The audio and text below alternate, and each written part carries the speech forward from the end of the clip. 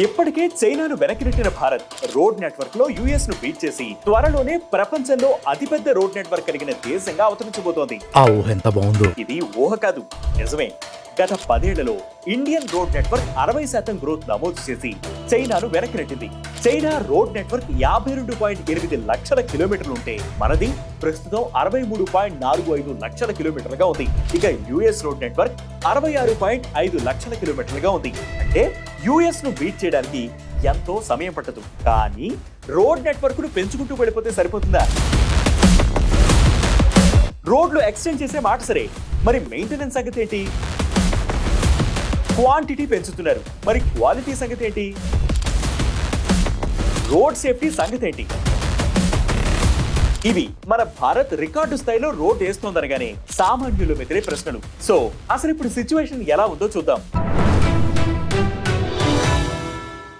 ఇక్కడ road network అంటే just national highways and express వేసే కాదు, రూరల్ ల్యాండ్ ను కనెక్ట్ చేసే రోడ్స్ కూడా. టైమ్స్ ఆఫ్ ఇండియా కథనం ప్రకారం మన ఇండియన్ రోడ్ నెట్వర్క్ లో 70% గూడ్స్, 90% పాసింజర్ ట్రాఫిక్ ట్రాన్స్పోర్ట్ అవుతుందట. ఒక్క 2024లోనే 460 కోట్ల టన్నుల గూడ్స్ ట్రాన్స్పోర్ట్ అయ్యాయి. వీటి విలువ 9.5 లక్షల కోట్ల రూపాయలుగా ఉంది. ఇక రోడ్లపై తిరిగే నెంబర్ ఆఫ్ ట్రక్స్ 2022లో 40 లక్షలు ఉంటే 2050 నాటికి అది 1.5 కోట్లకు చేరనుందని అంచనా. 2023-24 సంవత్సరంలో రోడ్ నెట్వర్క్ ద్వారా 4.5 లక్షల కోట్ల రూపాయల రెవెన్యూ కాంట్రిబ్యూట్ అవుతోంది. 2005 నుంచి 2015 రోడ్ నెట్వర్క్ విస్తరణలో 4.4% గ్రోత్ నమోదు చేస్తే 2015-2025 మధ్య 2.5% గ్రోత్ నమోదైంది. మన టోటల్ రోడ్ నెట్వర్క్ లో రూరల్ రోడ్స్ వాటానే 45% ఉంది. 2014-15 మధ్య రోజుకు 12 కిలోమీటర్ల మేర నేషనల్ హైవేస్ యాడ్ అవుతుంటే 2023-24 నాటికి అది రోజుకి 34 కిలోమీటర్లకి చేరింది. ఈ నేషనల్ హైవేస్ లో 2 lane highways with paved shoulder 47% ఉంటే 4 లేన్స్ లేదా అంతకంటే ఎక్కువ ఉన్నవి 40% ఉన్నాయి.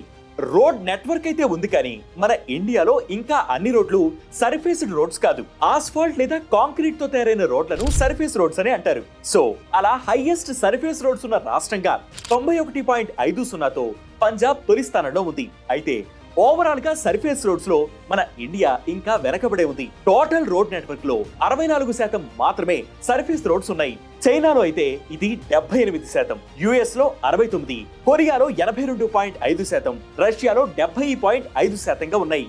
యుఎస్, చైనా సహా యూరోపియన్ కంట్రీస్ ప్రస్తుతం ఇండియా రేంజ్ లో కొత్త రోడ్లు నిర్మించలేకపోతున్నా వాటి మెయింటెనెన్స్ పై దృష్టి పెడుతున్నాయి. ప్రస్తుతం ఉన్న నెట్వర్క్స్ అప్గ్రేడేషన్, మెయింటెనెన్స్ కే ఎక్కువ ఫండ్స్ కేటాయిస్తున్నాయి. మన ఇండియాలో ఈ మెయింటెనెన్స్ పెద్ద సవాల్గా మారింది. కొత్త రోడ్లు వేసే వాటేమో గానీ ఇప్పుడున్న రోడ్లను ప్రాపర్ గా మెయింటైన్ చేస్తే చాలనే విమర్శలు కూడా ఉన్నాయి.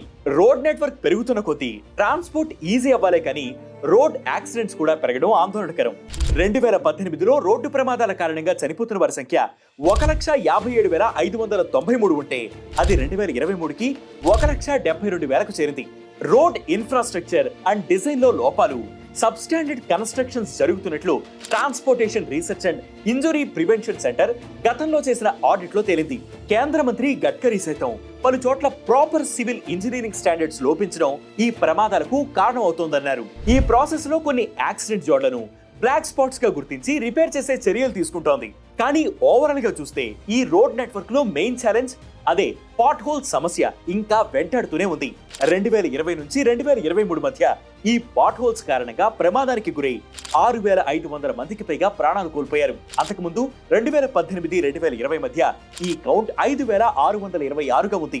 సో ముందు ఈ పెద్ద సమస్యకు అర్జెంట్ గా సొల్యూషన్ కావాలి. గట్టిగా వర్షాలు పడితే రోడ్లపై నీరు నిలిచిపోవడం సహా కొత్తగా ఓపెన్ అయిన రోడ్లు, ఫ్లైఓవర్లు కొన్ని రోజులకే పాట్ హోల్స్, క్రాక్స్ వచ్చాయంటూ వచ్చే వార్తలు మనం రెగ్యులర్ గా చూస్తూనే ఉన్నాం. రోడ్ నెట్వర్క్ జెట్ స్పీడ్ లో ఎక్స్టెండ్ అవుతున్న విషయం మంచిదే అయినా దాని క్వాలిటీ అండ్ డ్యూరబిలిటీలోనూ ఎలాంటి లోపాలు లేకుండా హై స్టాండర్డ్స్ మెయింటైన్ చేయడం ముఖ్యం. రోడ్ల నిర్మాణం, డిజైనింగ్ విషయంలో గుడ్డిగా వెస్టర్న్ పద్ధతులను ఫాలో అవ్వకుండా ఇక్కడి కండిషన్స్, అవసరాలకు తగినట్టు డిజైనింగ్ ఉండాలని నిపుణులు సూచిస్తున్నారు. ఈ ఛాలెంజెస్ అన్ని దాటుకుంటూనే మనం రోడ్ నెట్వర్క్ లో గ్లోబల్ లీడర్ గా ఎదగలమని, లేదంటే ఈ సవాళ్ల ముందు రోడ్ నెట్వర్క్ లో సాధించిన గ్రోత్ కూడా ఫేడ్ అవుట్ అయిపోతుందని చెబుతున్నారు. మరి దీనిపై మీ అభిప్రాయాన్ని కామెంట్ సెక్షన్ లో మెన్షన్ చేయండి.